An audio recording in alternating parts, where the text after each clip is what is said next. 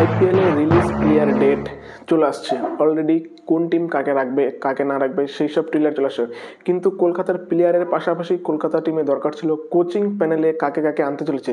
কারণ অলরেডি চন্দ্রকান্ত পণ্ডিত, ভরণ অরুণ এবং আমাদের যে স্পিন বোলিং ছিল সিনিও চলে গেছে।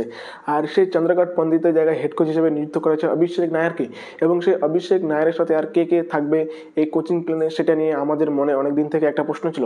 আর সেই প্রশ্নটি একটা জায়গা আজ পূরণ করে ফেললো কে আর ম্যানেজমেন্ট, এবং নতুন হেড কোচ হিসেবে নিয়ে চলে আসলো অস্ট্রেলিয়ার সেই বিশ্ববিখ্যাত অলরাউন্ডার, অস্ট্রেলিয়ার সেই ব্যাটসম্যান যাকে দেখে পুরো ভারতীয়রা আমরা ভয় পেতাম, সেই সেন ওয়াটসনকে।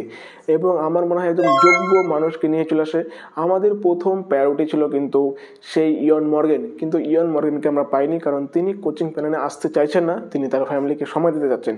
তাই ইয়ন মর্গেনের বদলে যদি কেউ আসে সেটা হচ্ছে সেন ওয়াটসনকে নিয়ে চলে আসছে অ্যাজ এ অ্যাসিস্ট্যান্ট কোচ হিসাবে, যেই দায়িত্বটা এর আগে রায়ান ডেসকাটে এবং অভিষেক নায়ার নিভিয়েছিলেন। সেই দায়িত্বে এইবার চলে আসছে সেন ওয়াটসন। আর মনে হয় সেন ওয়াটসন একজন হচ্ছে যোগ্য ব্যক্তি, কারণ সেন ওয়াটসন এই মডার্ন ডে ক্রিকেটটা জানেন, মডার্ন ডে টি-20 কীভাবে খেলতে হয়, আইপিএলে তার প্রচুর অভিজ্ঞতা রয়েছে। তিনি ঠিক যেমন ড্রেন ব্রাভো আইপিএলে অনেক বড় অভিজ্ঞতা নিয়ে আসেন, ঠিক তেমনি কিন্তু সেন ওয়াটসনও প্রায় 150-এর বেশি ম্যাচ খেলেছিলেন। এবং রাজস্থান রয়্যালসের তিনি কীরকম পারফরমেন্স দিয়েছেন আমরা সবাই জানি। চেন্নাই সুপার কিংসের বিরুদ্ধে সাথে সে 2019-এর ফাইনাল, তার রক্তমাখা হাঁটু নিয়েও যেভাবে তিনি লড়েছিলেন সেটা আমরা কিন্তু অনেকেই মনে রেখেছি।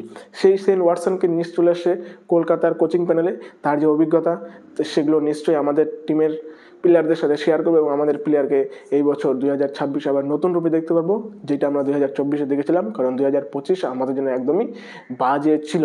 এবার 2025-এ এই সেন ওয়াটসনের পাশাপাশি আর কাকে আনা হয়, বোলিং কোচে কি অন্য কেউকে আনা হবে নাকি ড্রেন ব্রাভোকেই রাখা হবে, এবং স্পিন বোলিং কোচকে সেটা নিয়ে এখনও কিন্তু প্রশ্ন থাকবে। কারণ অলরেডি 2025-এর যে রিলিজ ডেট সেটা 15 নভেম্বর চলে আসছে। কারণ 2026-এর জন্য তুমি কাকে রাখতে চাও না রাখতে চাও তা 15 নভেম্বরের মধ্যে তোমাকে দিতে হবে। আর আজ প্রায় 13 নভেম্বর, 14-15 দুদিন রয়েছে। তাই আজকেই তারা নিয়োগ দিয়ে দিল। এখন দেখা যাক এই যে রিলিজ ডেটের মধ্যে কি সেন ওয়াটসন নিজের কোনো দায়িত্ব পালন করে নাকি শুধুমাত্র সব কিছু হেড কোচ